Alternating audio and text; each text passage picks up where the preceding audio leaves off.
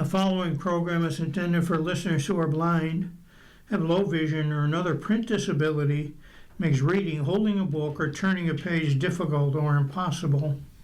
The content is copyrighted by the USA Today. For more information, please visit us on the web at nfradioreading.org. The Niagara Frontier Radio Reading Service now presents a reading of articles and features from USA Today for the 8th day of June. Your readers today are Tom Scanlon and David Hayes. As always, we start on page 1 of USA Today, and our first article is titled, Economic Pressure Has Cuba in Tailspin.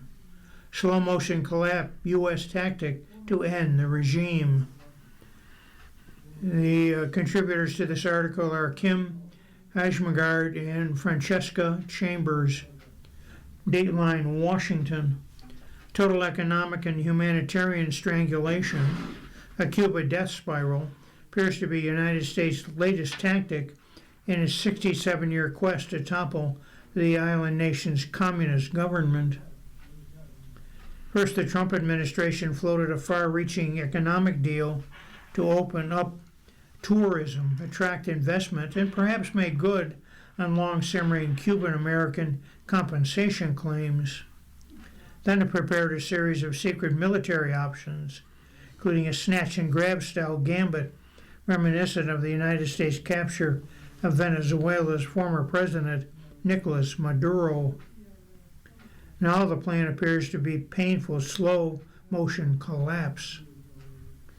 After months of escalating pressure on Cuba, President Donald Trump appears intent on choking his communist-run government into political and economic capitulation, according to people familiar with the administration's thinking on the Caribbean island. Seasoned Cuba watchers, and the view of some Cuban diplomats, are trying to piece together months of ambiguous but ultimately threatening signals from Washington. An executive order went into effect June 5th, that was yesterday, freezing U.S. assets belonging to foreign companies and individuals that do business with the Cuba regime. On June 4th, Trump administration issued sanctions against Cuba President Miguel Diaz-Canel and members of his immediate family, along with former leader Raul Castro's son Alejandro Castro Espin, an official in the Interior Ministry, and grandson Raul Alejandro Castro Calis. An economic stranglehold could collapse Cuba's regime quickly without military involvement. A person close to the White House who was not able to speak publicly said. It's all part of what the Trump administration sees as a process that could take as long as a year to unfold. Victoria Coates, a former Deputy National Security Advisor to the President and close ally of the administration, said. The threat of military force from Trump is real, Coates added, and that doesn't mean it's going to be the first resort. Ismara Vargas Walter, Cuba's ambassador to the United Kingdom, said in a USA Today interview that the U.S. strategy towards Cuba, while multidimensional, appeared to intend on suffocating the island into submission. This is not a regular dispute. It's something totally politically deliberate. A systematic policy of strangulation, she said. Every single aspect of daily Cuban life is being impacted, from the inability to refrigerate food to education, from lack of medicines to rationing water. You name it, it's really, really difficult. The choice before Cuba is clear, the Trump administration has said. The regime can make a deal. The United States will continue hitting businesses, institutions, and the island's elites with financially damaging sanctions. You Cubans are really, really, really good at rope-a-dope. They've been doing it for 60 years. They just delay, said Pedro Freire, a lawyer who advises U.S.-based companies on business transactions with Cuba. The administration is telling them that doesn't work. To be sure, Cuba was in the midst of a perfect humanitarian storm when Trump gave Secretary of State Marco Rubio broad authority to cripple Cuba's ruling class with sanctions. Cuba has been unable to import oil since January because of a naval blockade and other restrictions placed on it by the Trump administration. Energy shortages and blackouts are a common occurrence. Hospitals have been forced to suspend non-emergency operations.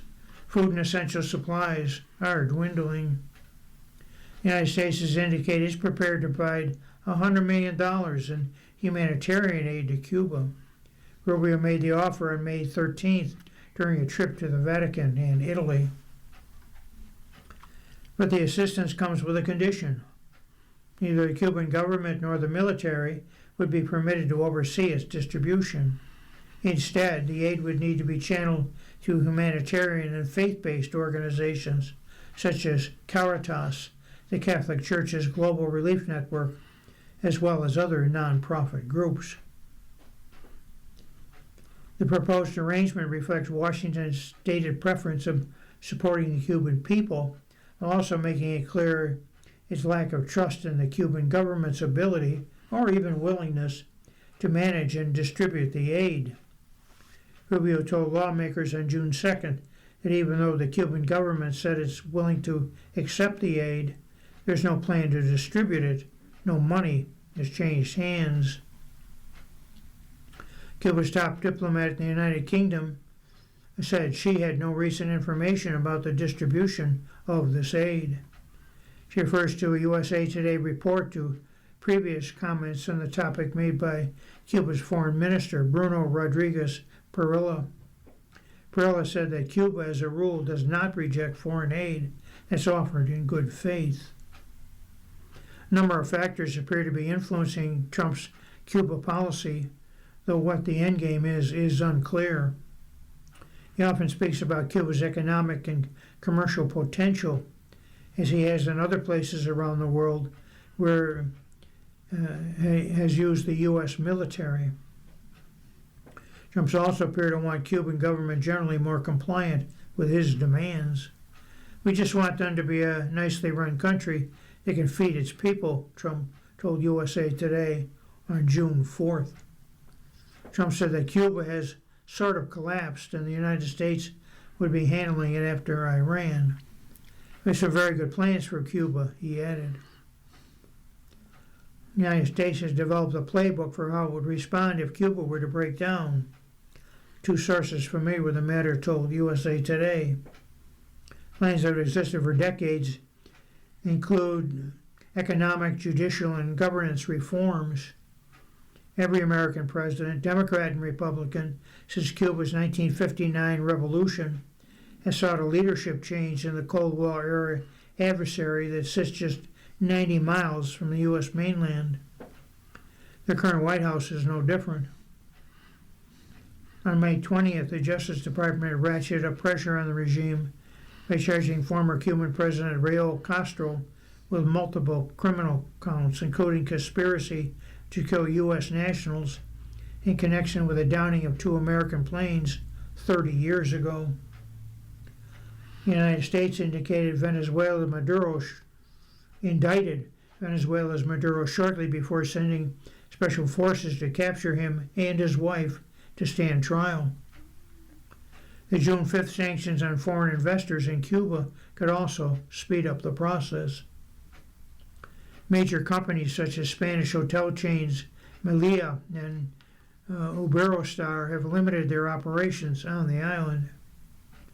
There isn't a single business that's going to invest in Cuba till something changes, so that's it. They're done. It's just a matter of time, said Rick Herrero, executive director of the Cuba Study Group, a Washington-based nonprofit policy and advocacy group. Walter, Cuba's ambassador to the United Kingdom, said that the Cuban people are surviving in some cases on as little as one meal a day. They're rationing food, catching rainwater to bathe and drink, and cooking with coal because there's no oil. As the U.S. squeezes on Cuba to show few signs of relenting, Rubio, Trump's top diplomat who was born of Cuban exiles in Florida, said at a June 2nd hearing that he still does not believe Cuba's system is capable of reform unless new leaders take over. And lastly, he adds, or a new mindset takes hold, he added. The next article is also from the first page of the A section. It is titled $215 million gifted to improve women's health. Inside French Gates' surprising donation. The article is submitted by Laura Trujillo. Melinda French Gates has learned that when men don't do the right thing, people look to women for answers. She's had plenty of them. The philanthropist and author has given more than $400 million to fund women's health in the past 2 years. She has advocated for access to contraceptives and abortions.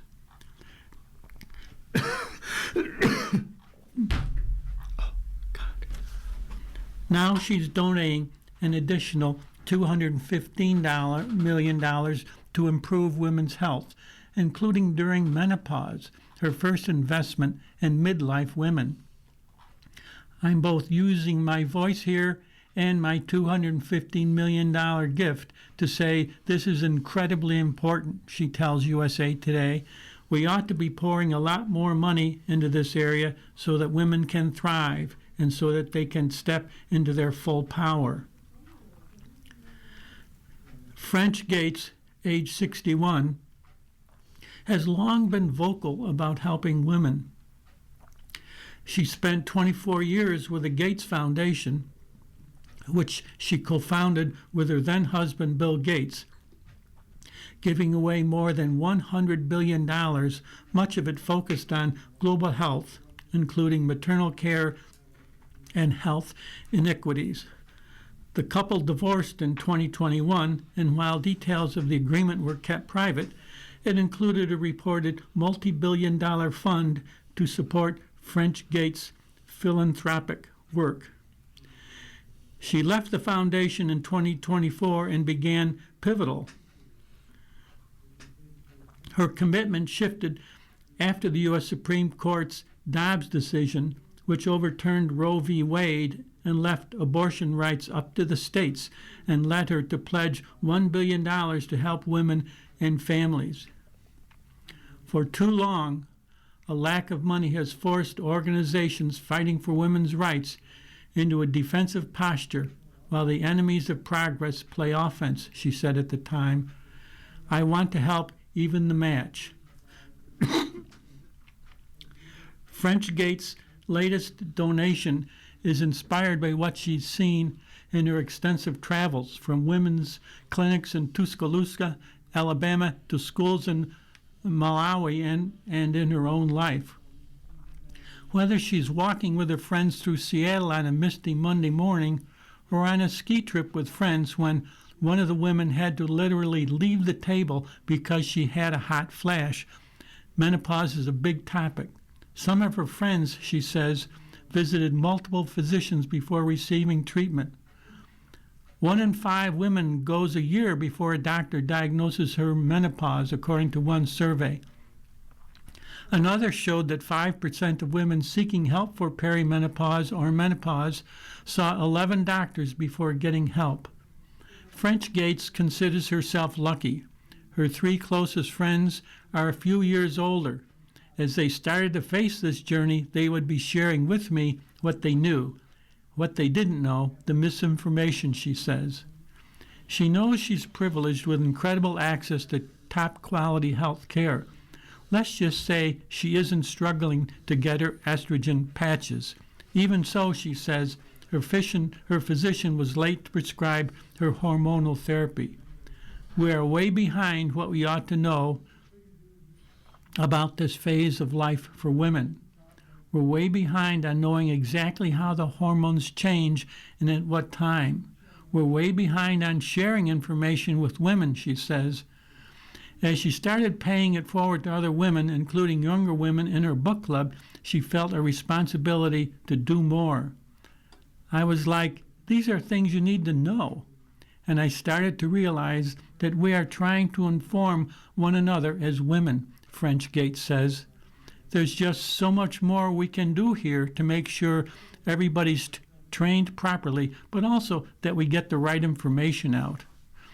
The investigation begins with $10 million to the Menopause Society to train providers from gynecologists to family physicians.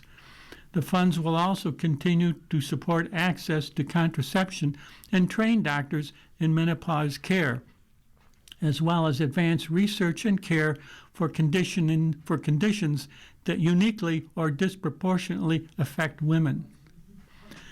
Most doctors, even gynecologists, don't receive adequate training on menopause during medical school, according to one study.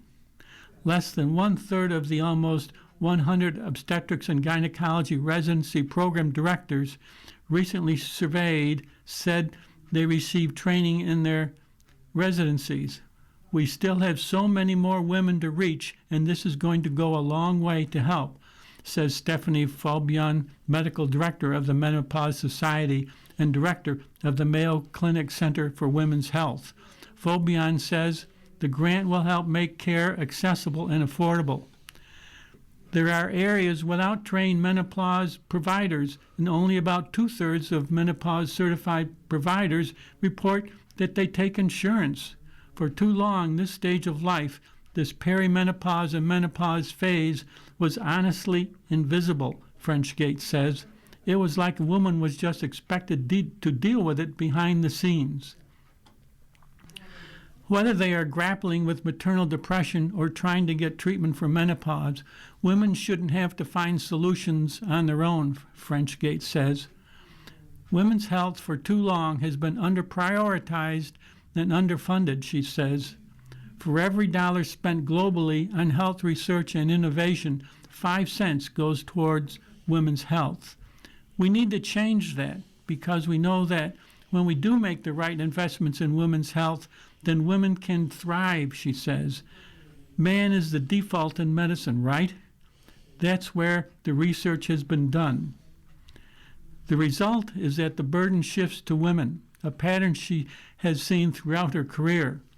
She was reminded of it yet again earlier this year when her ex-husband's name appeared in files released earlier this year of late convicted sex trafficker Jeffrey Epstein, and media outlets asked her about it.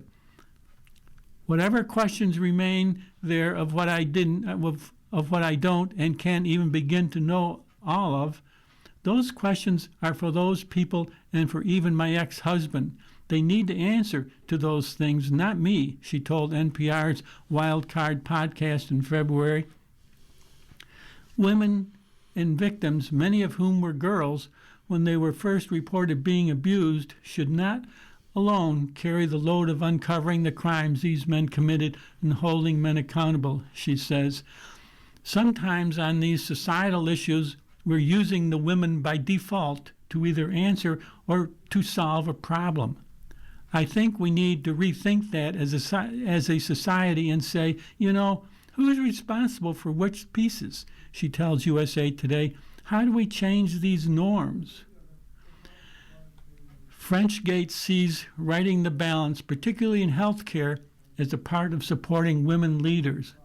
With 1 in 10 women leaving the workforce because of menopause and an additional 1 in 5 considering retiring early, it can lead to fewer women leaders at a time when they make up fewer than 1/3 of top jobs. They are at the prime of their career, just when the woman's about to step into the CFO role or step into the CEO or president role. Like she has all this training and knowledge and experience, she says, I think we want to put into the workforce, not taken out. You have to be healthy to be able to do well at your job at home.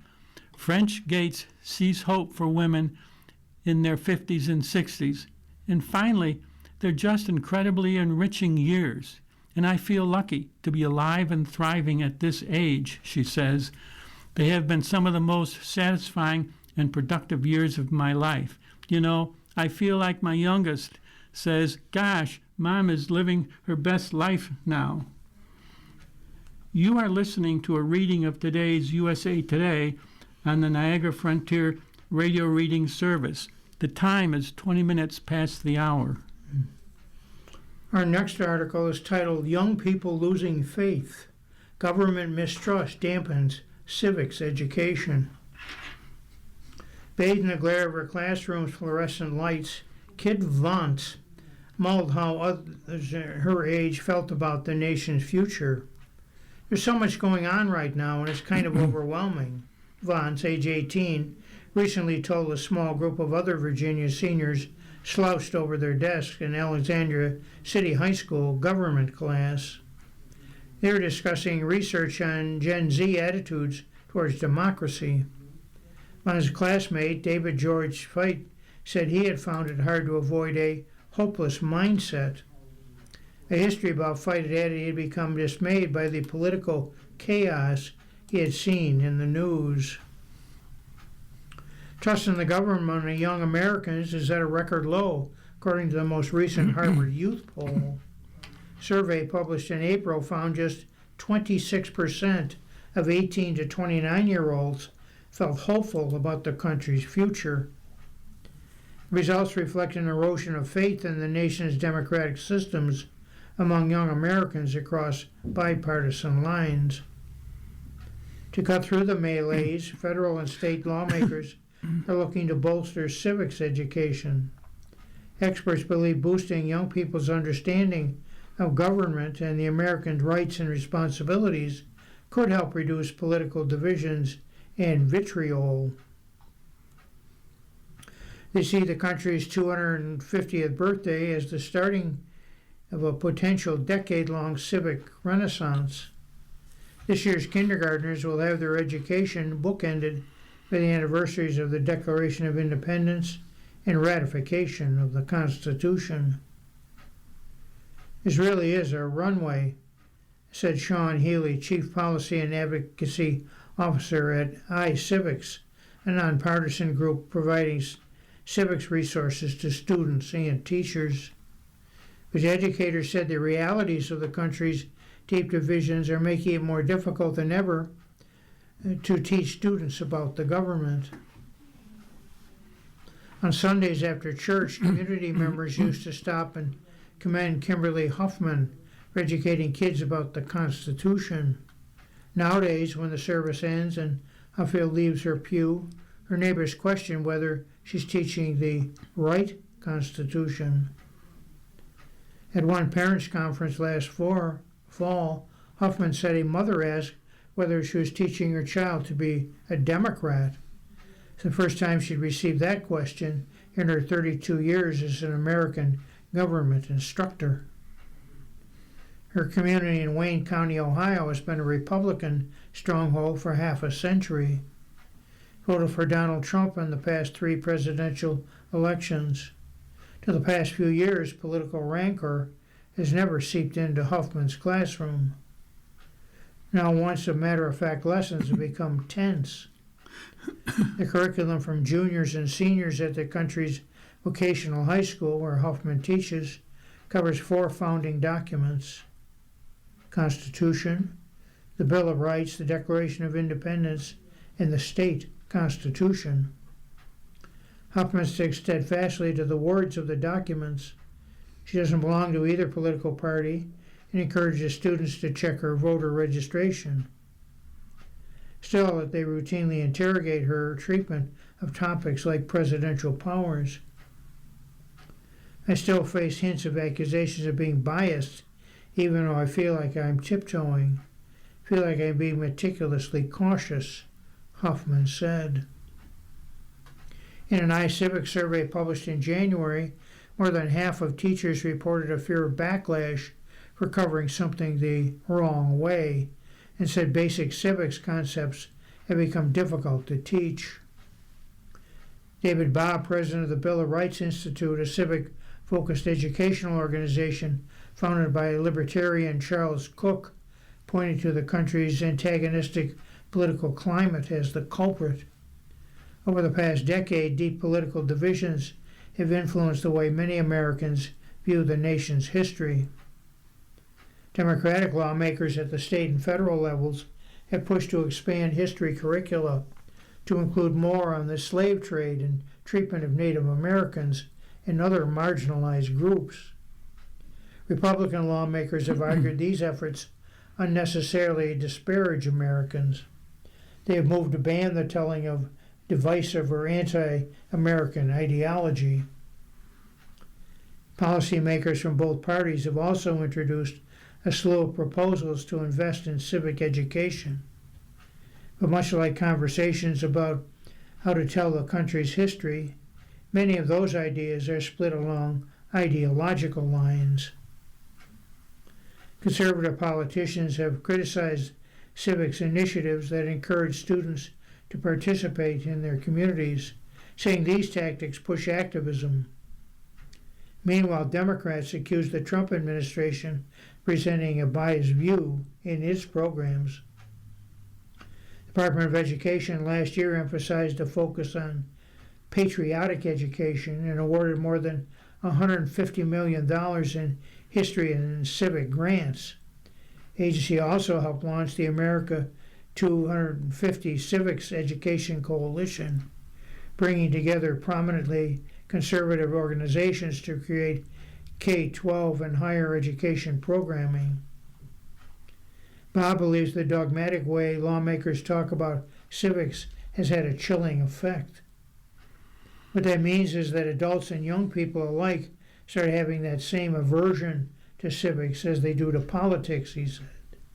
Teachers are coming into this kind of climate, raring to make civics an antidote, but the young people still have a little bit of trepidation. When students sit down in Jennifer Klein's classroom each semester, they make a forecast, not of the weather, but of American politics. Some say it's sunny and bright, others say it's cloudy with a chance of torrential rain. Over the past few years, Klein said, the answer in her Pittsburgh school have trended gloomier. Also seen the change in sentiment reflected in students' increasing hesitancy to express their opinions at the start of every school year. It's a trend that Josh Dunn, a professor at the University of Texas, Knoxville, has also witnessed in his classes. For the students, so many of them fear saying something that might get them, for lack of a better word, canceled, said Dunn, who is also executive director of the school's Institute of American Civics. Educators like Klein and Dunn see their classes playing a fundamental role in helping the next generation learn how to effectively and politely communicate disagreements. During a recent lesson on federal papers, number 70, Klein watched her once timid students begin to relish debating one another. They're discussing Alexander Hamilton's defense of a strong executive branch in this 1788 document. To defend their position, students shouted across the room examples from history and current events. Some laughed at their classmates, persuaded them. Once they don't know that they don't have to be right all the time, once they realize there's more than just one other point of view, kind of opens their minds, Klein had. In his third-floor government classroom at Alexandria City High School, Fite and his classmates studied white poster boards featuring the major projects they had completed throughout the year-long course. They researched federal agencies, interpreted judicial opinions based on their understanding of the Constitution, staged a mock Congress, and met with city officials about public policy issues important to young people. Fite said the assignment had helped him reconcile his fears with a deeper understanding of the country's systems. Zines Granberry, age 17, reflected for several minutes on the mock Congress. In the project, she portrayed a Hispanic Republican congressman from Texas. Before the assignment, Granberry, a second-generation American whose grandparents immigrated from Jamaica, didn't understand how a person of color could identify as a Republican. When I first started researching him, I was like, yeah, there's no way I'm going to embody this person, Granberry said, laughing. So she called the representative's office to learn more. He ended up emailing back and forth with her. It was cool to understand where he was coming from, she said. Granberry still doesn't agree with many of the congressman's positions, but the project did alter her perspective. And last, he said, a lot of people can have negative connotations of people just based on which side they're on, red or blue, she said. I don't think it'd be such a rah-rah situation.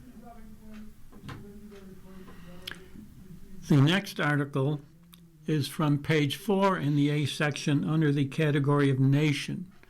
It is titled 12 Injured in Mass Shooting in Ohio. A probe of the incident near Toledo Festival goes on. The article is submitted by Endia Yancey Bragg and others. Police in Ohio continue to search for at least 2 suspects who allegedly unleashed a hail of bullets near a popular neighborhood festival in Toledo, injuring at least 12 people. Authorities believe the June 6 incident began when at least 2 people started shooting at each other near the Old West End Festival, a long-standing community event that draws thousands of visitors to one of Toledo's most historic neighborhoods each year. Organizers canceled festival events on June 7, and law enforcement said residents should avoid the area as they search for the suspects, collecting evidence at the scene and working to determine what led to the shooting. Officials urged those who attended the festival and anyone in the northwestern Ohio community to share information about the violence that shook the area. Footage on social media appeared to capture festival goers fleeing from the shots. As investigators continue their work following yesterday's shooting near the Old West End Festival, detectives are asking anyone who witnessed the incident or may have photos, videos, or other information to come forward, police spokesperson Mohammed Nasser said in a statement. Community members continue to play a critical role in helping investigators identify those responsible. What happened in Toledo? Officers with the Toledo Police Department responded at 5:37 p.m. Eastern Time to reports of a shooting in the northern part of the city near the festival. There was already a large police presence at the scene, including off-duty officers working for the festival, and some officers heard the shots. As more first responders arrived, they found multiple people struck by gunfire and transported several members to local hospitals. As far as violence, this is over the top, said Lieutenant Dan Gherkin of the Toledo Police Department. Kevin Barry told the Associated Press he was listening to live music with friends when the gunfire broke out at the festival. Everybody hit the deck, he said. Barry said he saw a gunman thrown to the ground and at least 5 injured people near the Arboretum. Tito Aguilar told CBS News he was buying food when a confrontation erupted and he started recording on his cell phone. Aguilar told the outlet he fled as gunshots rang out, but returned to the scene to find his friends and saw several injured people. Police have not publicly identified the people injured in the shooting, Gherkin said. The ages of those shot range from 61 to 14 years old, based on interviews. Ohio Governor Mike DeWine said he was deeply concerned about the situation in Toledo. Summer festivals should be safe spaces for families to spend time together without fear of violence, DeWine said in a post on X. We are confident that law enforcement will locate the suspects involved in this senseless crime. Toledo Mayor Wade Kapslukowicz said on the X, the city has faced more adversity over the years than most cities, and our citizens always rail together and pull through. But we should never shrug our shoulders and accept it as the price of living in a free society, he said. Toledo is resilient, and it will emerge stronger because of the unity we show at this moment. You are listening to a reading of today's USA Today on the Niagara Frontier Radio Reading Service. The time is 34 minutes past the hour. We now turn to the money section of USA Today, and our first article is titled "Harley is under fire for DEI again. Activists accuse firm of breaking promises." The author of this article is Jessica Guin. Nearly 2 years after Harley-Davidson said it was rolling back its diversity, equity, and inclusion programs, activist Robbie Starbuck has fired up his campaign again, accusing the iconic motorcycle company of breaking its promises to root out wokeness. Starbuck, who led a consumer boycott in 2024 over a range of woke offenses, from hosting an LGBTQ plus boot camp to supporting gay and transgender equality legislation, called on ride or die Harley buyers to switch brands. Harley-Davidson said they were dropping all these crazy woke policies I exposed, he said in a video on social media platform X. I forgot to inform that unfortunately today I'm going to have to expose them again. Chief among his concerns is the leadership of Artie Starrs, Harley-Davidson's newly minted CEO, who took over in October. So after an extremely tumultuous period where your brand was torn down and now is seen as weird, woke, and weak, you're going to bring in a CEO that's going to project the masculine identity of the brand, right? The pro-American identity of the brand. Well, maybe not so much, Starbucks said before calling out Starrs for sponsoring a pride group in an LGBTQ plus golf tournament that raised money for San Francisco Pride when he was running Topgolf, and for launching anti-racism training for educators while CEO of Pizza Hut. Starbuck also questioned Starr's choice of Chief Brand Officer Marcus Fisher, the former CEO of the Minneapolis-based advertising agency Carmichael Lynch, who encouraged more transgender representation. Is this seemingly like the guy to turn around a brand that has a wokeness problem? Starbuck said. Harley-Davidson issued a statement defending its CEO. Since stepping into the role 8 months ago, CEO Artie Starrs has spent time across the country listening directly to our riders, dealers, employees, and unions, the statement said. As our dealers and employees can attest, our only agenda is getting back to basics, building great motorcycles, strengthening our network of 500 plus U.S. dealers, and supporting a workforce that's proud of the product they put on the road. We've made meaningful improvements and changes, and that work continues. Starbuck was at the forefront of a wave of the social media backlash against the commitments corporate America made to DEI and to gay and transgender people in response to the 2020 police killing of George Floyd. Began by targeting heartland companies such as farm equipment manufacturer John Deere and rural retail chain Tractor Supply, whose shoppers skew male, rural, and politically conservative, and then expanded his campaign to the nation's largest companies including Ford, Lowe's, and Walmart. Harley-Davidson is also an early target. Just get rid of the social issues and divisive causes, Starbucks told the company at the time. No more DEI departments, no more work trainings, no more donations to woke causes, no more donations to pride parades. After a 2-week social media blitz, Harley-Davidson complied. The company put out a statement that it was saddened by the negativity on social media and that it had not had a DEI department for months, did not have hiring quotas, and has stopped pursuing supplier diversity and spend goals. Going forward, Harley-Davidson also pledged to no longer participate in benchmark index of the Human Rights Campaign, used to measure how friendly a company's policies are to LGBTQ plus people. But on Monday, Starbucks warned the company on X You have a lot of explaining to do. Thought you learned your lesson last time.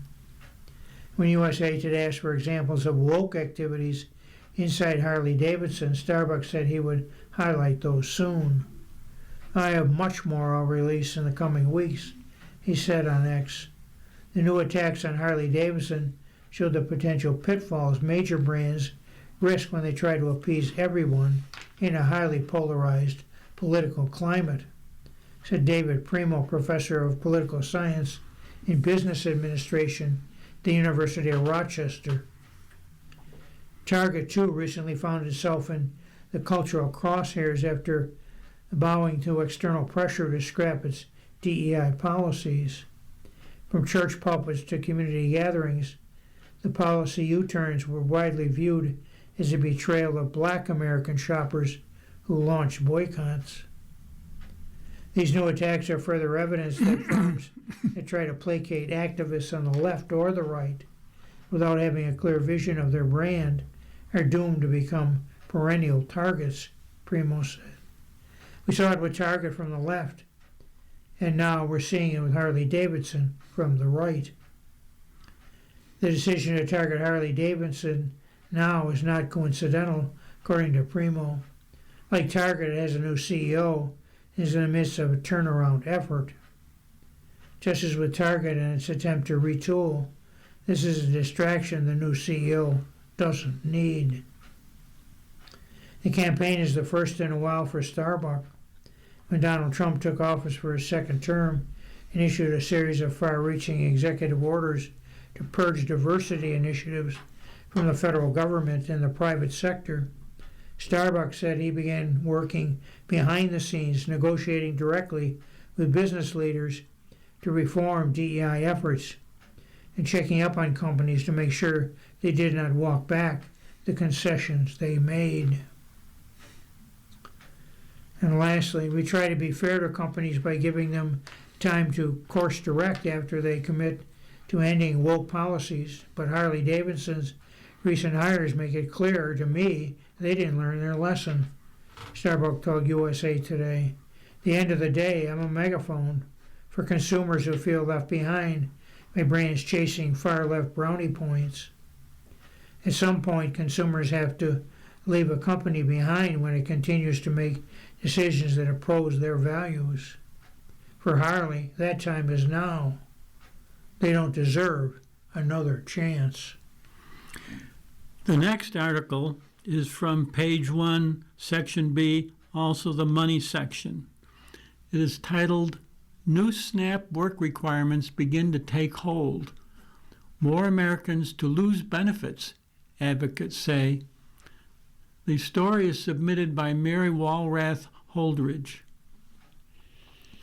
Some of the nearly 42 million low-income Americans who rely on the Supplemental Nutrition Assistance Program, that is to say SNAP, have run out of time to prepare for new work requirements. The nation's largest nutrition assistance program has undergone fresh scrutiny after it became a flashpoint during the 43-day 2025 government shutdown, which ultimately ended with restored funding, though not before a series of lawsuits. SNAP already had been slashed well before the standoff. However, when President Donald Trump's One Big Beautiful Bill passed in July 2025, it outlined tightened restrictions and billions in funding cuts.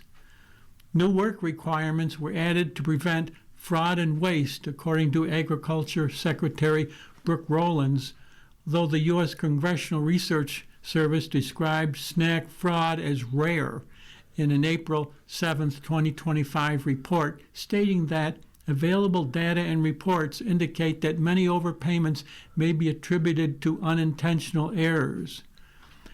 Critics have warned against the changes, saying they weaken an important social safety net. The Center on Budget and Policy Priorities estimates that roughly 3.5 million people lost benefits between July 2025 and February 2026, prompting local politicians, including New York City Mayor Zoran Mandami, to pass legislation to try to fill the gap. States were given a grace period to enact these rules before the recipients would begin to see potential reductions in benefits. In multiple states with large populations, including New York and California, June 1st was the cutoff for work requirements, meaning more Americans are now subject to the stipulations. Here's what to know about the new SNAP work requirements. Trump's One Big Beautiful Bill, passed in July, cut an estimated $186 billion from SNAP funding through 2034, according to the Congressional Budget Office. It also added new restrictions to the program, including expanded work requirements. Under the bill, non-disabled adults, referred to in government documents as able-bodied adults without dependents, or ABAWD, who want to receive SNAP benefits for more than 3 months in a 3-year period must fulfill work requirements if they do not have a documented exemption, medical or situational, physical or mental health, pregnancy, age, assistance from other programs belonging to specified Indian groups, or if age is 18 to 65, up from the previous top age of 55, or do not have a dependent child under the age of 14, down from the previous dependent age of 18, or are a veteran, a person aged 24 or under, who recently aged out of foster care, or an unhoused person. Previously, these groups were exempt from work requirements. To fulfill work requirements, non-exempt recipients must work a paying job at least 20 hours a week, 80 hours a month, or earn a minimum of $217.50 per week before taxes, or perform unpaid work for at least 80 hours per month. You can exchange services for non-money payment, such as doing building maintenance for a reduction in rent. Pre-approval and verified proof of hours are required, or you must participate in an approved education or training program for at least 80 hours per month. This can include college courses, certifications, or credential programs, the SNAP Employment and Training Program, local job preparation courses, and similar initiatives. Participating in a drug or alcohol treatment program also accounts, or perform community service or volunteer work for a certain number of hours based on state-specific guidelines. This can include volunteer or work experience programs with local nonprofits or public service organizations such as food pantries, parks, or libraries. Hours are calculated as your SNAP benefit divided by the state minimum wage. An example from New York State is the following. If you get $300 in SNAP and the state minimum wage in your area is $16, then you must complete 18 hours of community service or volunteer work each month, calculated by dividing $300 by $16. SNAP, also known as food stamps, provides what are known as electronic benefits transfer, or EBT cards, to approximately 12% of Americans for a limited time to help purchase basic food items. A large number of recipients are elderly, disabled, or children. To qualify, households must be at or below 130% of the poverty line, meaning they earn no more than 30% more than the federal poverty guideline, which in 2026 was $15,960 for a single person, $27,320 for a 3-person household, and $38,680 for a 5-person household. A 1-person household had a maximum monthly allotment of $298 in 2025, while a 3-person household could get a maximum of $785, and a 5-person household could receive $1,183.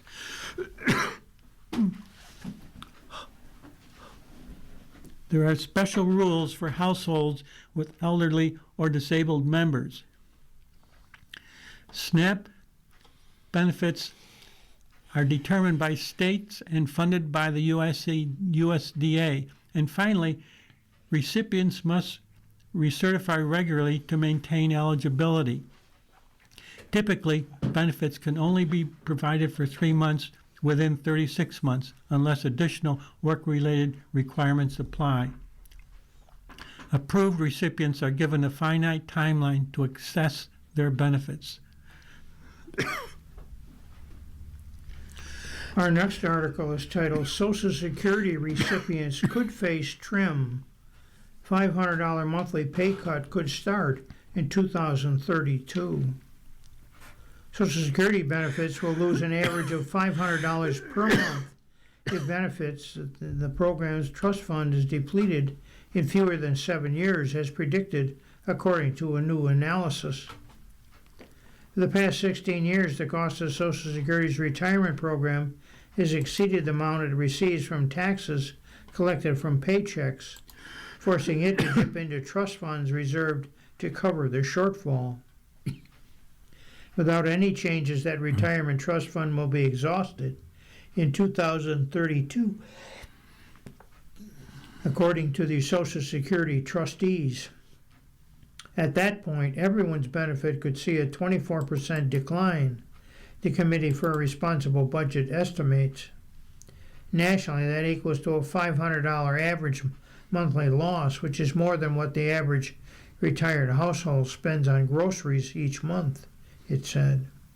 Households with a person older than 65 spend an average of $5,251 on food at home 2024, or $438 per month.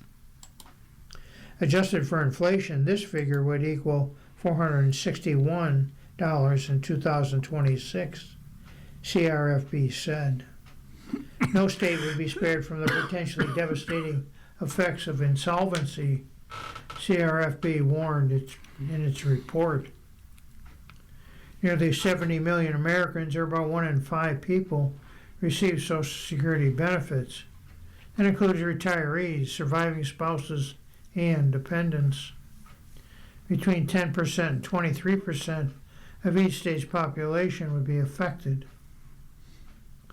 Beneficiaries in 29 states would see an even deeper than average $500 reduction. Top 10 losers, it said, are Connecticut at $556, New Jersey $554, and New Hampshire $553, and Delaware $549. Between 10 and 23% of each state's population would be affected by Social Security benefit cuts. States with the highest percentage of residents facing benefit reductions are Maine at 22.9%, West Virginia 22.4%, Vermont 22%, and Delaware 21.1%. If Social Security benefits were cut by 24% today, it would amount to $345 billion this year, or 1.1% of gross domestic product. Individual state impacts range from 0.2 to 1.9% of GDP, with cuts exceeding 1% of GDP in 40 states. And the CFRB said states that have older populations and lower per person incomes would be impacted the most, it said. The top states most affected are West Virginia at 1.9%, Mississippi at 1.8%, Vermont at 1.8%, South Carolina and Maine at 1.7%. With less than 7 years until Social Security is projected to be insolvent, policymakers need to enact changes to the program as quickly as possible to protect against these scenarios, CRB said.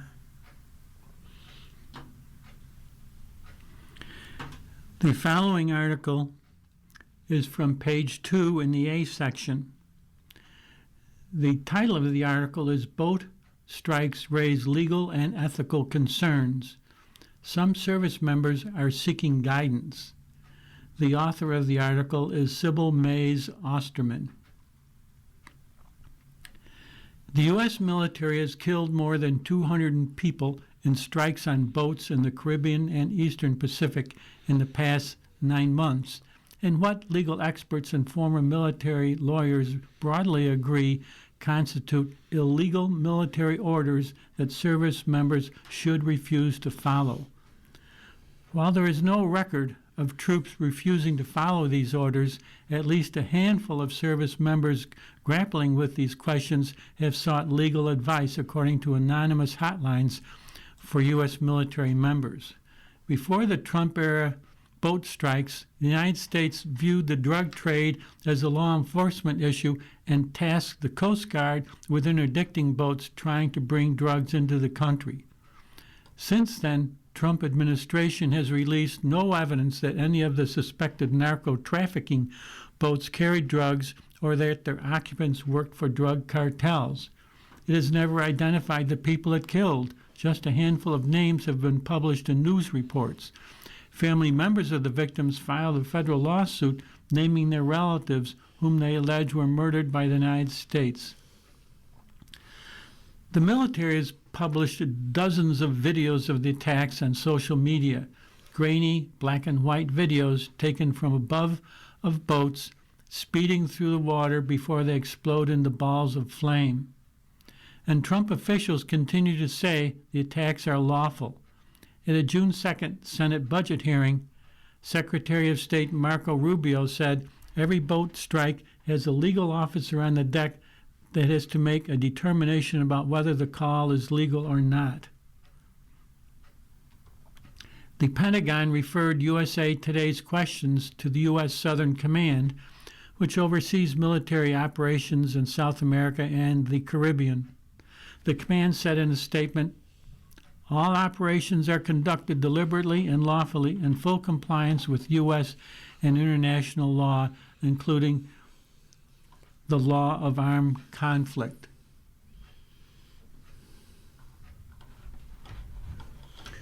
You're listening to a reading of articles from USA Today for the 8th day of June on the Niagara Frontier Radio Reading Service. We'll return for more readings after this short break.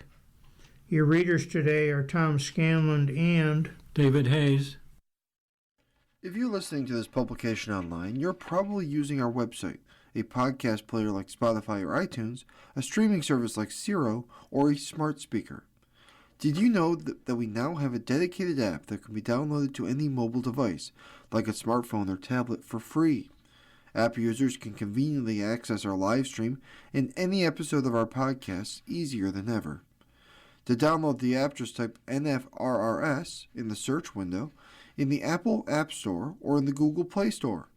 Contact us anytime if you have any questions by calling 716-821-5555, extension 5.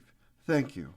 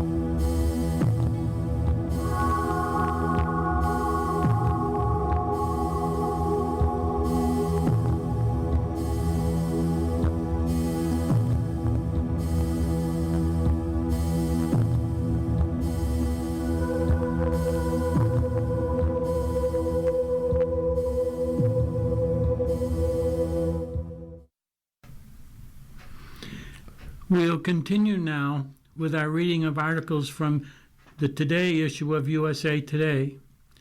Your readers are David Hayes and Tom Scanlon. the first article is from page 1 of the C section on sports. The title of the article is Iran arrives in Tijuana amid cup tensions. The story is written by Emily Green. Byline is Tijuana. Iran's national soccer team arrived in Tijuana on June 7th, ahead of 3 World Cup matches in the United States, amid tensions that have turned the world's biggest sporting event into a soft power contest between the warring countries. The squad touched down shortly after 8 a.m. in the Mexican city across the border from San Diego after an overnight flight from Turkey, where it had been training for 3 weeks. The Iranian Federation negotiated at the last minute to move the team's base camp from Arizona to Mexico due to uncertainty over whether they would be granted visas. Iran is scheduled to play its first 2 Group G games near Los Angeles against New Zealand on June 15th and Belgium on June 21st, and then face off Egypt in Seattle on June 26th. Finally, the U.S. awarded visas to all the players on June 5th, but several members of the Iranian squad were not given visas, including key managerial and administrative members, according to Iran's Football Federation.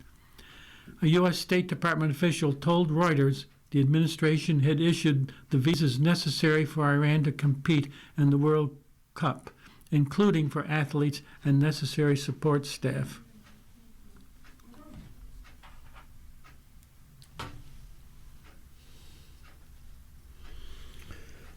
Our next article is also on soccer.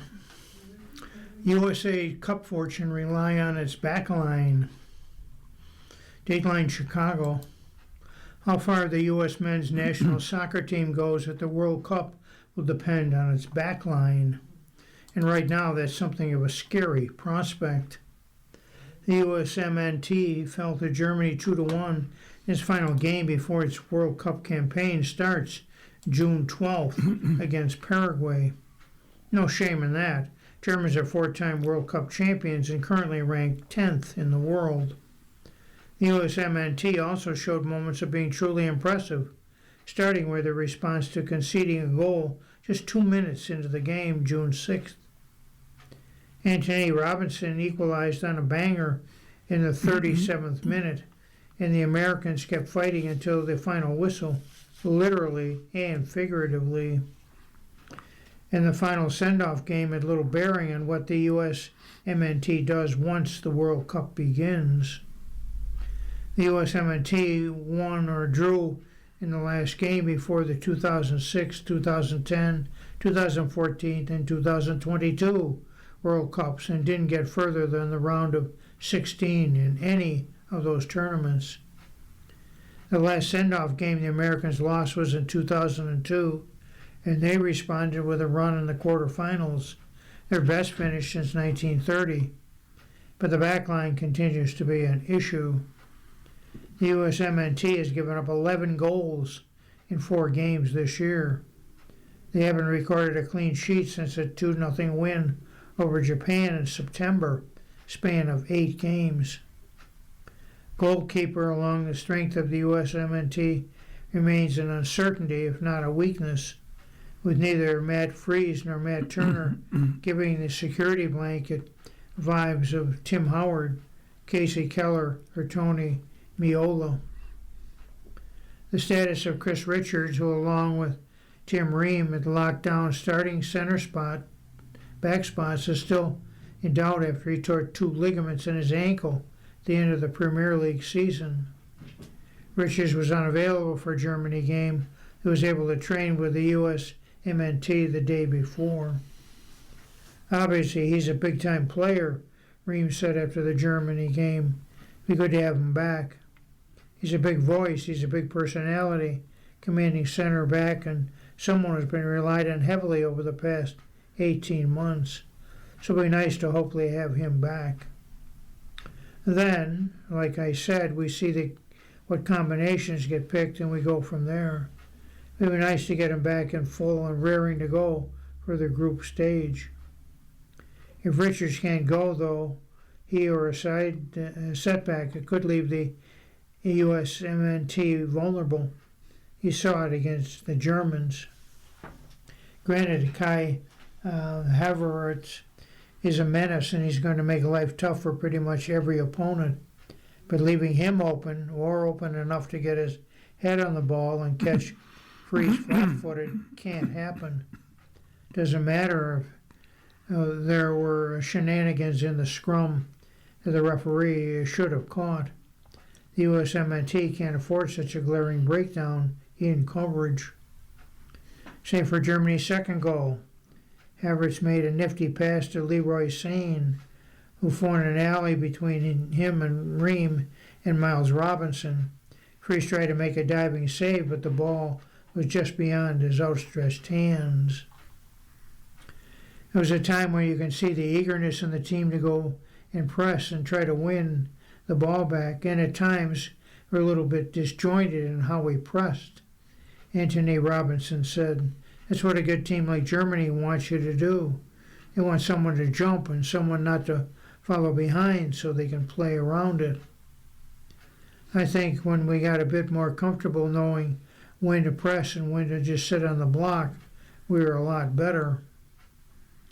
The good news from the USMNT is it won't face a team of Germany's caliber for at least 3 weeks. Apologies to Paraguay, Australia, and Turkey, but let's be real. A team can grow into itself over the group stage, establishing chemistry and plugging holes. Just look what Argentina did 4 years ago. Lost to Saudi Arabia in the opener, for heaven's sake, and went into its final group stage game needing a win to ensure it advanced.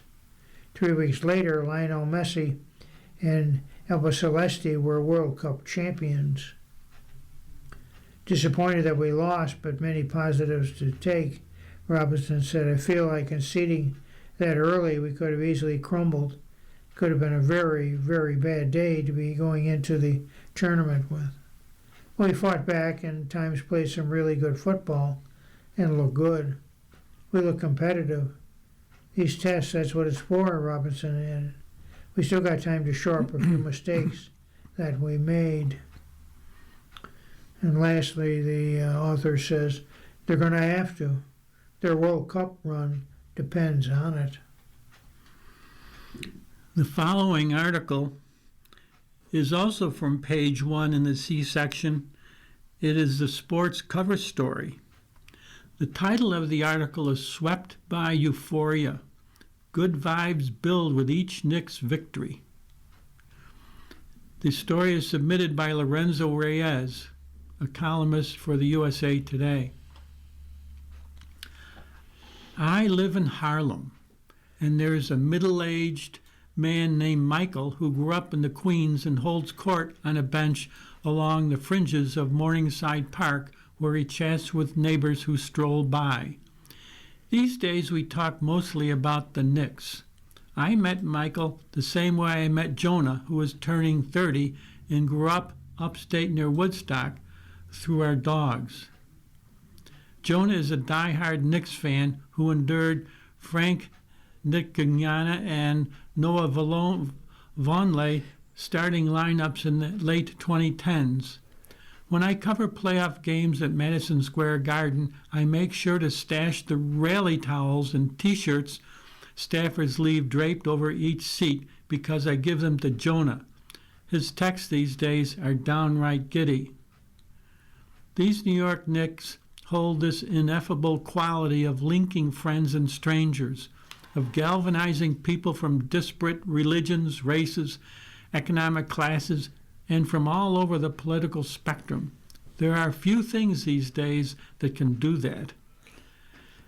And as the team has seized a commanding 2-0 lead over the San Antonio Spurs, winning both NBA final games on the road, the Knicks are not only poised to end a 53-year title drought, they can do it in a sweep at home in the mecca of basketball. The energy here feels feral. You cannot walk more than a few blocks without seeing royal blue and orange somewhere on somebody's body. The other day, again walking my dog, I was listening to music. I've been big on a Love Supreme these days, but overheard the unmistakable word Anunnaki from the mouth of a passerby who was chatting with somebody else. Flags hang outside the windows of fifth-floor walk-ups. Local bars are running specials. You walk outside and hear Nixon 4.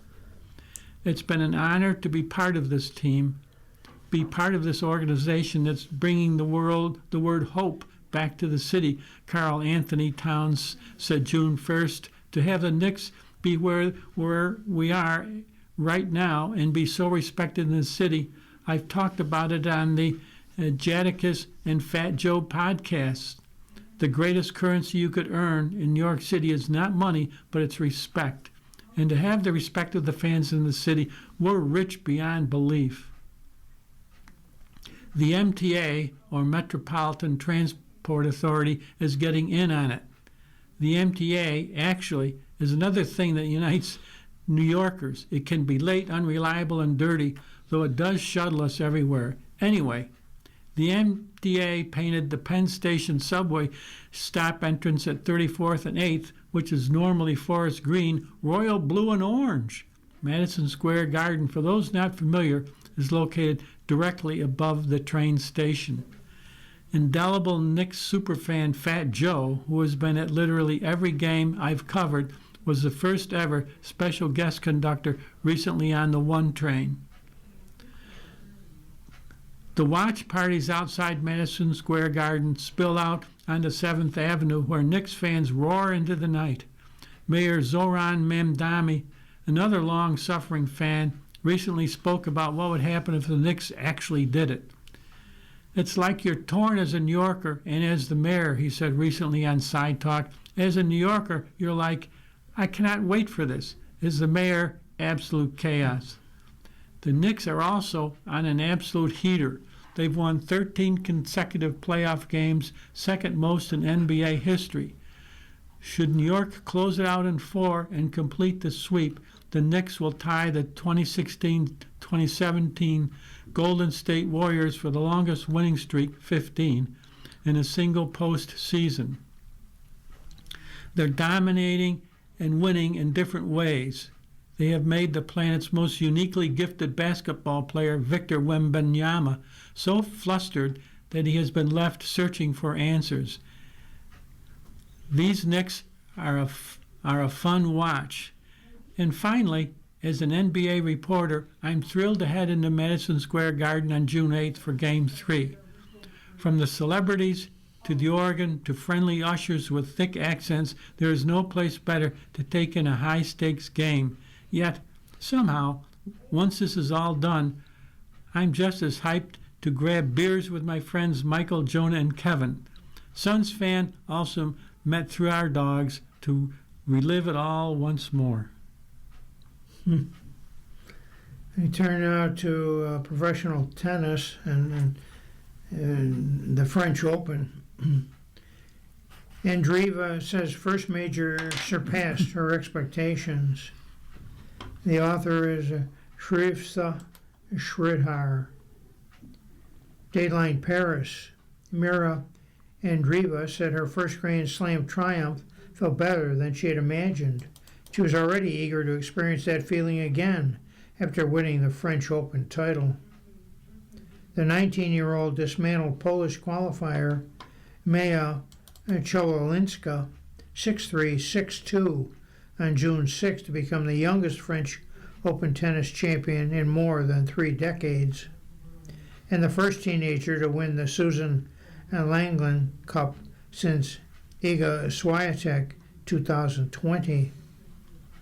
Now, I'll be honest, I've done a lot of visualizations before, not just this tournament, but I've had dreams, had a lot of thoughts on how it's going to happen, if it's going to happen, when it's going to happen, where. Andreeva told reporters, I would say the feeling in real life is so much better, obviously, than in your dreams. Yeah, it just feels looking at this trophy, realizing that this is actually true, and I can call myself a Grand Slam champion.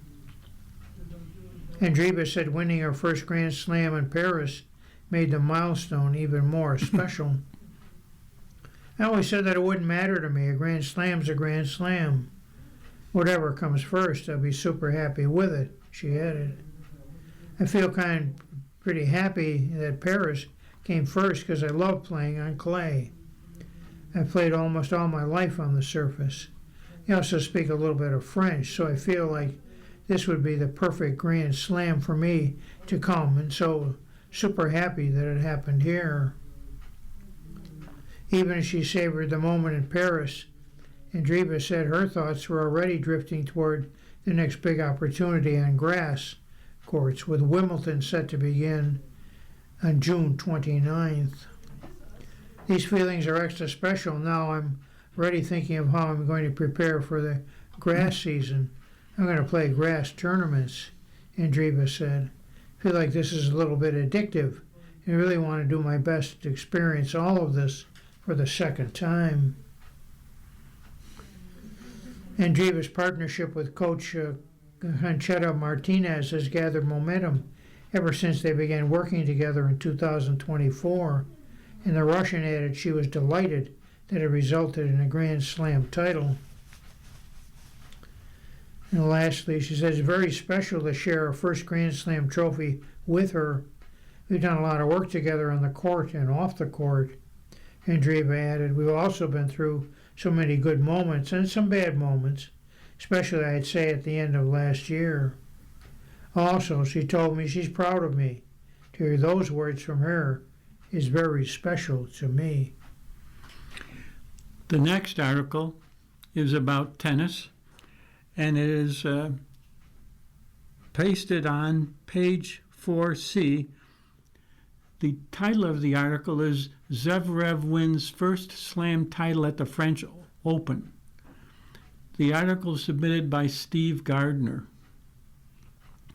Alexander Zverev is no longer the best active men's tennis player without a major title.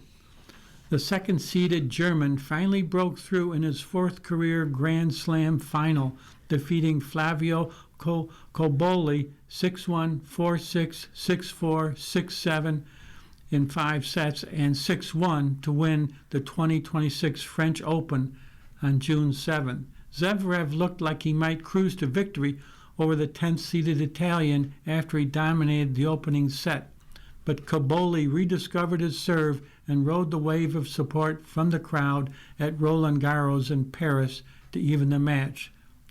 Zverev scored a crucial break to win the third set, but Cobolli, who didn't have to play a semifinal match when Matteo Arnaldi withdrew due to a stomach virus, seemed to catch a second wind in the fourth set, which he won in a tiebreaker. But Zverev took command from the start. In the decisive fifth set, he broke Cobolli 3 times and held his composure the rest of the way to claim the elusive trophy. He becomes the first German man to win a Grand Slam title since Boris Becker took the 1996 Australian Open. And finally, Italy's Flavio Cobolli reacts after winning the fourth set during the men's final. And we turn now to softball. And the article is titled Tegan Cavan's Softball Legend Grows. The author is Mitchell Northam. Dateline, Oklahoma City. Harold Cavan just shook his head and smiled at his daughter, searching for the right words to sum up what he just witnessed her do in the softball cathedral of Devon Park. Unfreaking believable, he said with a laugh. Tegan Cavan entered the circle in the 6th inning for Texas the night of June 4th in Game 2, the Women's College World Series Final. Her Longhorns had a narrow 1-run lead over Texas Tech, needing 6 outs to halt any comeback from the Red Raiders and seal back-to-back national championships for Texas. Cavan slammed the door shut, extinguishing Texas Tech's hopes of piecing together a late rally. Struck out all three batters she faced in the sixth inning, sitting them down one by one. In the seventh, she got Laggy Quiroga to ground out to shortstop, then fanned Mia Williams and Mejia Davis. And Cavan's final pitch met the glove of Reese Atwood after whizzing by Davis's bat. She pumped her fist, tossed her mask and glove, and jumped into Atwood's arms. The Longhorns had their second WCWS title. "We knew she had it," Harold Cavan told USA Today Sports. "She's built different." Didn't happen overnight. Harold remembers all the sacrifices his daughter made growing up. Her friends were off being kids and doing other things, while Tegan was playing travel ball or getting pitching lessons from Bill Hillhouse, who died earlier this year at the age of 53 from pancreatic cancer. Now all that time spent in bullpens has paid off. Harold watches his daughter became the first player in the history of Women's College World Series to be awarded the tournament's most outstanding player award twice. It wasn't really a debate as Cavan struck out 30 batters in 33 and a third innings of work across 7 games in Oklahoma City over the last week. She gave up 7 earned runs, and Texas lost one of the games she appeared in at Devon Park. Just gives us so much confidence when Tegan's doing her thing, Texas first baseman Katie Stewart told USA Today Sports. Allows us to play so free and to be able to do our thing on offense for her. In 9 innings against Texas Tech over 2 days, Cavan largely shut down one of the most explosive offenses in the nation. The Red Raiders ranked 3rd nationally in batting average at 374, 3rd in home runs, 145, and 1st in hits with 675. The 6-foot right-hander from West Des Moines, Iowa, gave up 3 hits and 3 runs and struck out 11 Red Raiders in 9 innings of work. It's not hyperbolic to say Texas is raising the national championship trophy for a second straight season because of Cavan's performance from the circle. You ever come in and to sit the team like that down, that's tough and that's big. Texas Associate Head Coach Kristen Galinsky told USA Today Sports that was her vision of slamming the door. Her mindset is elite. Like, yes, she's talented, and she's an athlete, and she has the stuff. What separates her is her mindset, and it's incredible. Midway through the game, Cavan rose from the dugout, when she was called to the bullpen to start warming up. While she's getting her right arm loose, she kept telling herself, "This is what you dream about. This is why you work hard for this exact moment right here." Obviously, Cavan met the moment. She developed a knack for pitching her best when the lights are at their brightest. In 75 and a third innings pitched at Devon Park over the last 3 seasons in the Women's College World Series, Cavan has 63 combined strikeouts and 3 losses. After the win, Kat Osterman, a softball legend who owns 3 Olympic medals and was a 4-time Big 12 Pitcher of the Year for the Longhorns, posted a goat emoji with Cavan's name on X, calling her the greatest of all time. The compliments came from everywhere as Cavan interrupted splashing water on her teammates to exchanging hugs, handshakes, and selfies with countless people on confetti-covered dirt. Nearly an hour after Cavan had tallied her final strikeout, hundreds of Texas fans were still hanging over the wall separating the field from the bleachers, chanting her name. Few people had a better view of Cavan's dominance in the postseason than Atwood, the Longhorns' senior catcher. To her tell that Cavan's legacy is firmly established with the Texas program and the wider world of college softball. And Cavan, a junior, has 1 more year to add to it. She's proven she's unbeatable when she's here at the World Series. She goes out there and she throws her absolute best games. in the hardest moments to do so, Atwood said. And lastly, she said, I'm just incredibly proud of her. Continuing on in the sports section, we're now going to move to the Stanley Cup. The title of the article is the Stanley Cup Final Game 3 winners and its losers, Mitch Marner, backup goalie, stand out. The article is submitted by Mike Brame. The true winner of Game 3 of the Stanley Cup Finals is the fans. Not necessarily fans of the Vegas Golden Knights and Carolina Hurricanes, probably because they're still catching their breath after another wild series of twists and turns, but hockey fans in general. How many thought that this series would be a defensive slog with both teams so capable of limiting opponents' chances? Instead, it's been crazily unpredictable, with 25 total goals over 3 games and comebacks galore.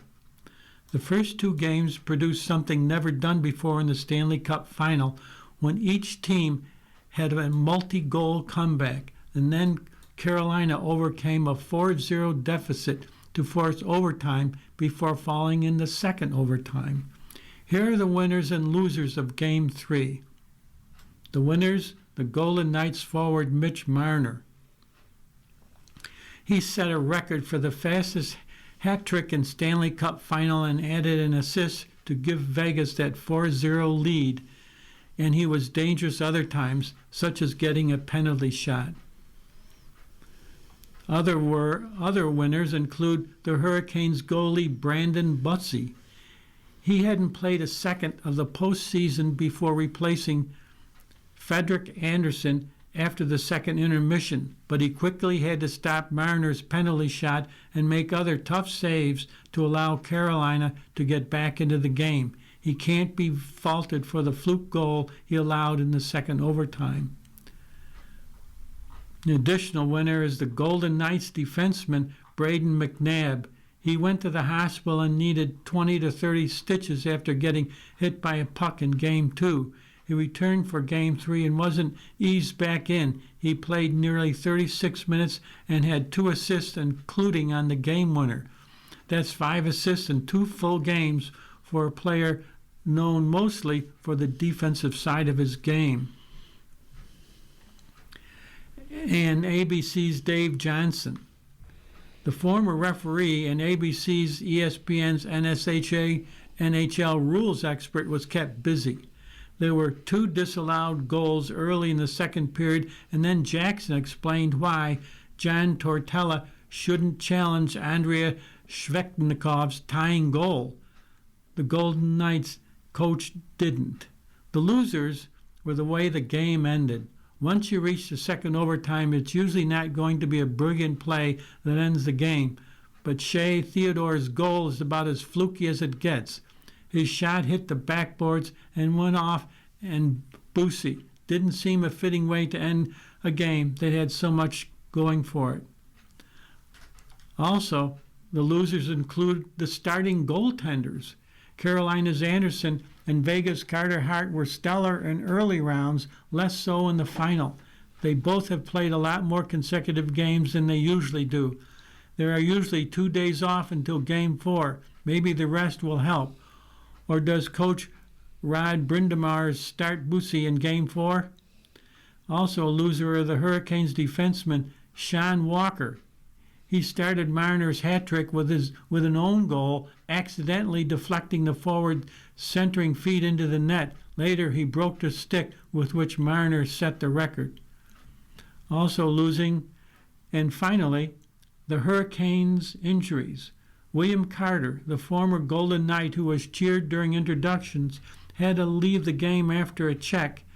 Condre Miller was working with a trainer earlier in the game. Jalen Chatfield fell awkwardly through a bench door when it opened as he was checked. Carrier's injury seemed the most serious. You're listening to a read of today's USA Today on the Niagara Frontier Radio Reading Service. The time is 29 minutes after the hour. That means we turn to the entertainment section of USA Today. And our first article is titled Sixlack. He spells that the numeral 6, L-A-C-K, aims to break negative cycles in love. The author is Tewan Moorman. Sixlack has returned with an album that reflects not only his growth as an artist, but as a person. Love is the New Gangsta, now out, sees the singer born Ricardo Valdez Valentine Jr. centering love in all its forms, which he acknowledges isn't always a pretty process.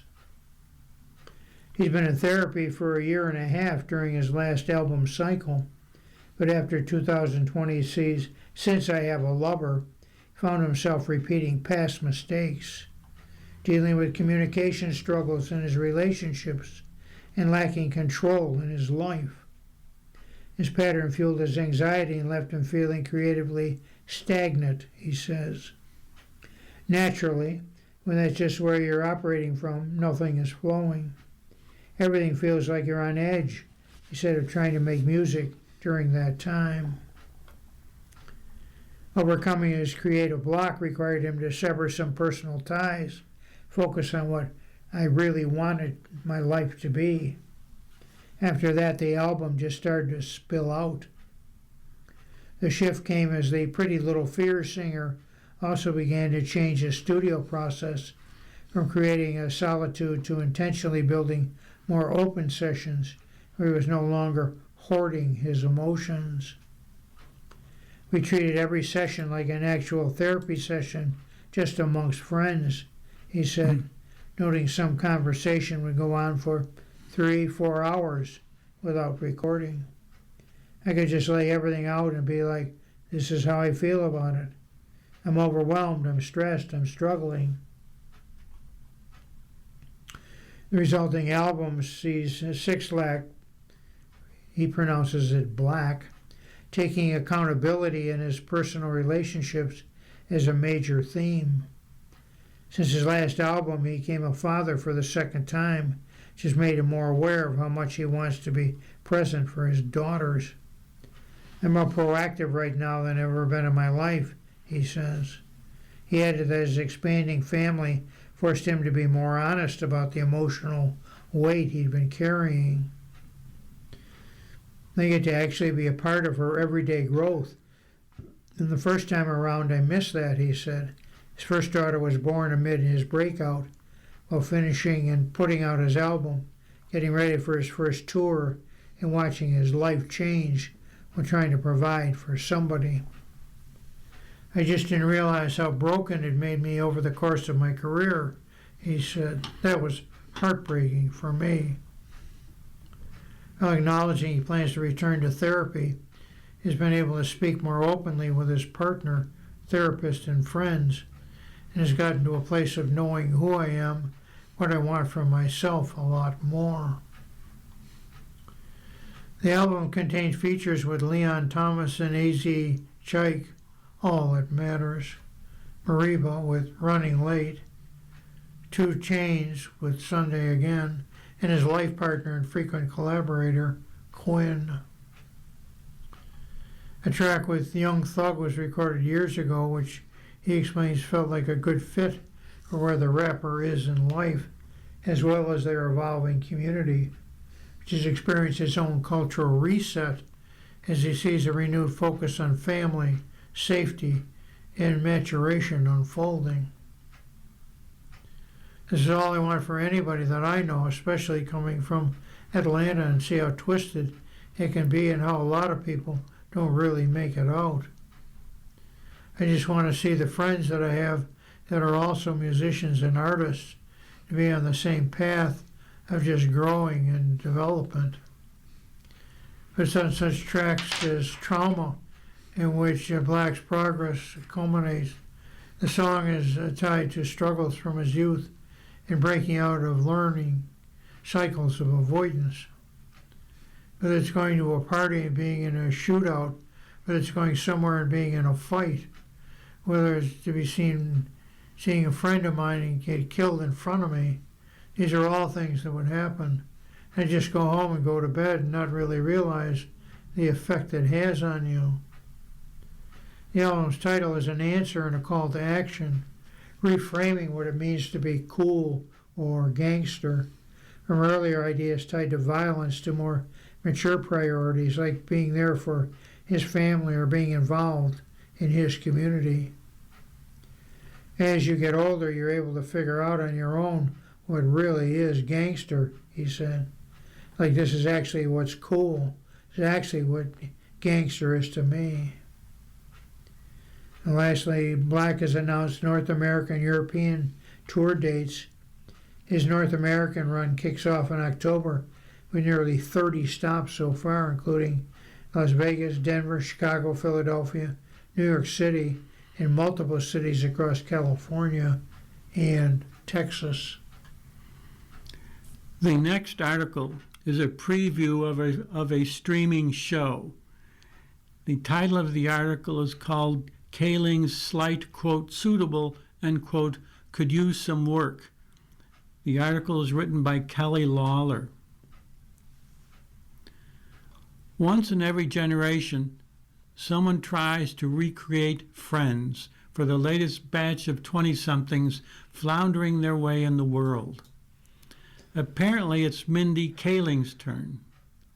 The actress and producer has had great success in recent years, turning her talents to working behind the scenes of comedies about young people scrabbling their way through life.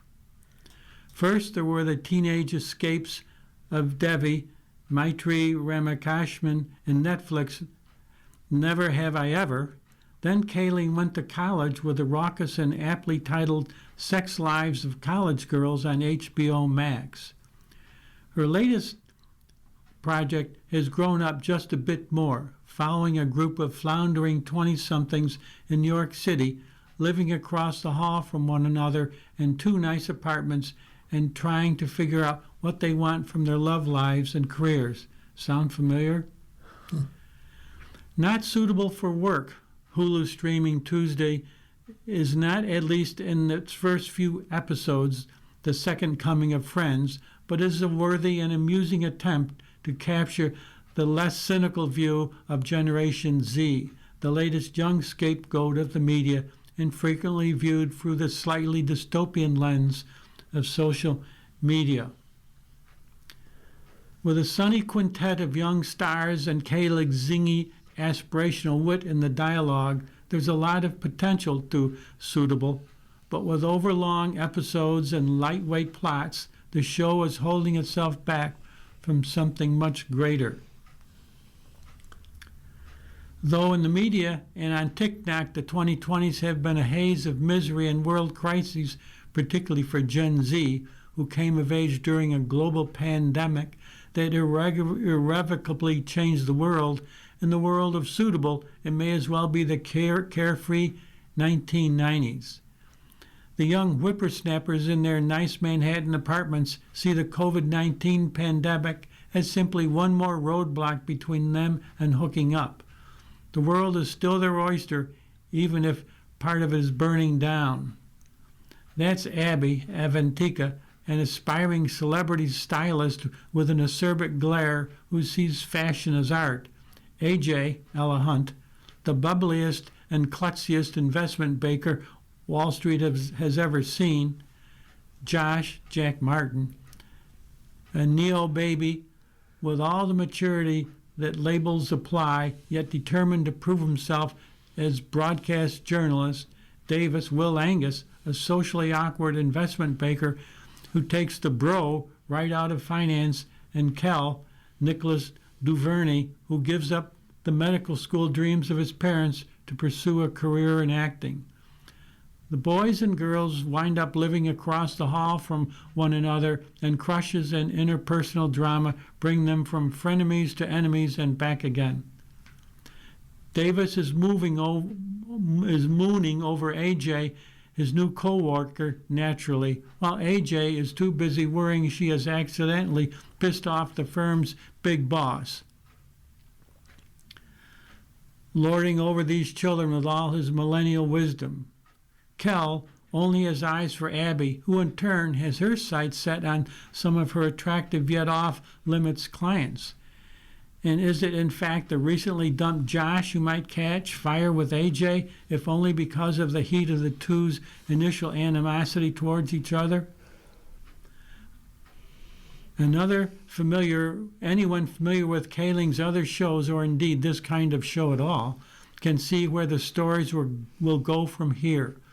The 5 actors ideally are suited to her style, which is instantly recognizable from the speed of the slightly corny insults they fling at one another. Hunt and Martin are set up initially as the Ross and Rachel style leads, but the ensemble is mostly well balanced in the first season. The biggest problem for Suitable is its format. Its episodes are about 35 minutes, but there are only 9 to play around with. That leads, unfortunately, to each installment dragging, while we simultaneously don't get enough time over the course of the season to fall in love with the characters. Friends wasn't a hit because of the time Monica stuck a turkey on her head, but because we cared about Monica at all. It's noteworthy that even as the series gives so much emphasis to its young adults following their career passions and throwing economic caution to the wind, 2 members of the group are in finance and one is the son of a media CEO. In 2026 economy, not even the magic of Hollywood can pepper over the fact that the nice apartments in New York City require someone to be in a suit and tie paying the rent. And that might be the fatal flaw of Suitable, though it is so likable. It is innocent and funny version of Gen Z young adulthood is beautiful but unrealistic. Its plots are too lightweight against the backdrop of the real world. There's no shame in finding levity amidst darkness, but there is something unmistakably phony about it.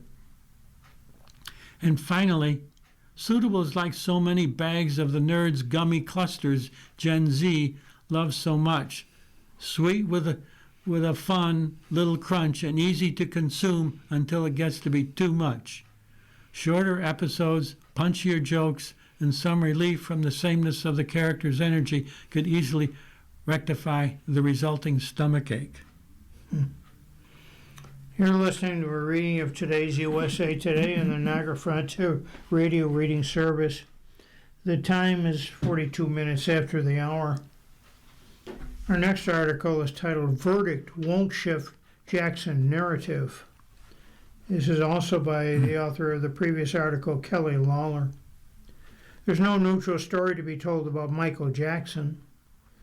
Not a recent biopic starring Michael Jackson's own nephew. Not the bombshell 2019 documentary Leaving Neverland. Not a hit Broadway musical touring around the country. And not a new Netflix documentary retelling the story of pop star's child sexual abuse trial. Michael Jackson, The Verdict, now streaming on Netflix, is a new entry into the long story of Michael Jackson, a narrative so complex and riveting it continues to be litigated more than 15 years after the self-proclaimed King of Pop's death. Verdict is a meticulously rehash of Jackson's 2005 criminal trial in which he was accused of sexually abusing 13-year-old Gavin Arvizo. The singer ultimately was acquitted on all counts, with jurors citing insufficient evidence. Jackson died 4 years later. The Verdict features interviews with attorneys, journalists, and people in Jackson's inner circle. It also includes sheriff's footage of Arvizo interview with law enforcement and officers raiding Jackson's Neverland Ranch home in California. Does not, unlike Neverland, include interviews with Jackson's accusers or with Jackson's family. It's emotional, but also somewhat bloodless and distant. Often a similar voyeuristic view into the trial as the tabloid press did back in 2005. What's immediately apparent in watching the 3-part docuseries is that the filmmakers are trying to present all sides of the story, from its opening words to the choice of interviewees. If anything, there are more people who believe in Jackson's innocence portrayed in verdict than those convinced of his guilt. His former security guard shares emotional anecdotes. His former publicist swears she would never have worked for him if she were really a pedophile. Family attorney raises his voice in emotion, decrying the Arvizo family, who he sees as grifters and charlatans out to bring a great man down. A fan who was interviewed is also overcome with emotion and relief when the verdict was not guilty, and she was rushed to the hospital after collapsing. But the very fact of the documentary's existence at this time, and the fact that it goes over every piece of evidence of sexually abusive acts and adds new ones to statements supporting Jackson's guilt, it almost appears as a direct rebuttal to that fawning celebratory biopic and to the continued success of Jackson's music and reputation. Most shocking and persuasive in the documentary is that it unveils a few new pieces of evidence, including allegations that Jackson spent time having wild parties with teenage boys in Las Vegas as his Neverland Ranch home was being searched by the FBI and local sheriffs. There's also a new claim that Jackson and a confidant ordered child pornography. The episodes show, somewhat horrifically, clips of the police interview with a young Gavin Arvizo. It includes explicit and uncomfortable allegations and excerpts. It's methodical, clinical, and complete. What do you make of a documentary like this about a culture moment fraught with emotion, presented as cold true crime, featuring talking heads, police footage, and news anchors from 20 years ago, spitting off theory after analysis after nonsense? It's a spectacle more than a revelation. If you came of age in the 80s or 90s, Michael Jackson was truly king of pop.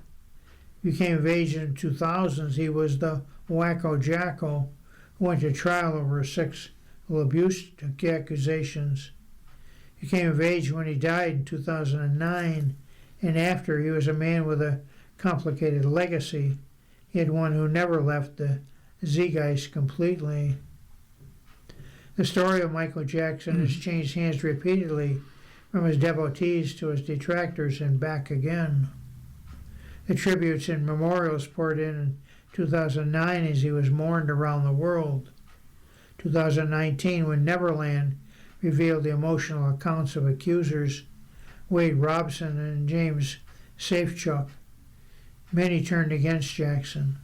2026, these competing narratives are at war with each other once again. Seems clear that neither the film Michael nor the documentary Verdict will change the minds of anyone. If anything, all the conversation about Jackson proves the story may never be over. And the last sentence, there are many famous men who have risen and fallen. There's only been one Michael Jackson, whose presence could outlive him 20 times over. You are listening to a reading of today's USA Today on the Niagara Frontier Radio Reading Service. The time is 48 minutes after the hour. The next article is from the books section. It reviews a memoir by Hayden Panettiere. The title of the article is Panettiere Opens Up About Addiction and Abuse. It is written by Claire Mulroy. In Hollywood's reckoning with child stardom, Hayden Panettiere is the latest to share the dark sides of a career in the spotlight. The Nashville and Ice Princess star, 36, has been acting since she was 8 months old. In her new memoir, This Is Me, A Reckoning, out now from Grand Central Publishing, Panettiere chronicles childhood fame crossing nefarious actors in her teens and addiction as an adult. In recent interviews about the memoir, Panettiere reflected that she was groomed to be a little soldier throughout her early career, which included roles in soap opera One Life to Live and the animated A Bug's Life. Much of Panettière's memoir grapples with grief, especially the death of her younger brother and the years she lost to addiction. She writes about relinquishing custody of her then 2-year-old daughter after struggling with postpartum depression and addiction. And, like many of her famous peers, Panettière is grieving the chance to have a normal childhood. When Panettière was just 4, her mother pushed her through the busy Manhattan streets from audition to audition, bookending each call with the phrase, "Don't phone it in." Praised for her tears and dramatic expressions, Panettière reflects that she began to associate catastrophe with adoration. Grown-ups gave me positive attention when, as an actor, I failed, got sick, screamed and cried, killed, grieved, and suffered. Reality merged with my imagination and burrowed into my core memories, where all my shame and trauma lives, Panettière writes. I've often wondered whether, unintentionally, I brought on my traumas because I'm wired to think they're good for me. One of these traumas occurred at a party when she was 19. An Oscar-winning actor and director, whom Panettière does not name, exposed himself to her. Then a trusted friend, who Panettière refers to only with the pseudonym Stella McMacamus, forced her into bed with a famous 30-something British singer-songwriter. Panettière, in shock, ran out of the room. She confided in me, pampered me, and treated me like her best friend, then turned around and treated me like a call girl, Panettière writes. When she was a teen, Panettière's team gave her happy pills and amphetamine, Panettière believes, before interviews and red carpets so she could focus. Reflecting on her addiction and recovery in This Is Me, Panettière writes that this habit would forever change her world. At 16, they were the gateway drug that ushered me toward the good of pharmaceuticals and the downfall of addiction, she writes. In the throes of postpartum depression after having her daughter Kea, Panettière writes she became addicted to alcohol and Klonopin, a central nervous system depressant. At one point, a doctor told her she'd be dead within 5 years if she didn't stop drinking, she writes. She didn't have close friends on set filming Nashville, and no one brought up her addiction, which she says contributed to an enabling environment. Instead, the Nashville writers mirrored her character's season 4 arc after Panettière's life. Juliet Barnes had postpartum depression, an alcohol and pill problem, and a divorce on the horizon. She was erratic, an absentee mother, and fought with everyone, including her fans. Every time I read the day script, it was like I was looking in a funhouse mirror, seeing a distorted reflection of myself. I can't tell you how lost this made me feel, Panettière writes. During this time, Panettière says the first thing she thought of when she woke up was alcohol. Not my child, not my job, not the rest of my life. I needed a drink to function. Her ex-partner, Ukrainian former professional boxer Vladimir Klitschko, asked for full custody of their daughter. He worried about her being in Panettière's care. Panettière writes that she agreed to give up custody because the legal battle would destroy me psychologically at a time when my heart and soul were weaker than they had ever been. Her substance abuse is not the only issue the Panettière family has experienced. Panettière writes that her brother Jason was smoking crack and snorting heroin before he died in 2023 at age 28. At the time, the family revealed the cause of death as sudden passing was due to cardiomegaly, an enlarged heart, coupled with aortic valve complications. Panettière's brother introduced her to Brian Hickerson, who was arrested multiple times throughout their off-and-on relationship for assault. Panettiere writes about the alleged abuse, saying, "One time he busts up my face so badly I don't leave the house for weeks." In another instance, she says, he screamed at her to run as far as I can in 5 seconds because I need a head start before he throws the remote control at me. Another time he smashed her head into a wall. Panettiere writes that she feared calling 911 because then the public would know about the alleged abuse. Instead, she took refuge in her car where she kept a book and a bottle of water until Hickerson calmed down. "I've struggled with how to tell this because I don't want to be a spokesman for domestic violence," Panettiere writes. "I never wanted to call myself a victim, but here I am." In an interview with TMZ about the memoir, Hickerson confirmed the abuse and says that he had a couple of opportunities to apologize for it and reflected on it. He also said that he spoke to Panettiere recently about the memoir and was supportive of it. And finally, I think it speaks for itself. Hickerson told TMZ, "I got arrested for, abusing her. I wouldn't blame her friends for being pissed off at me."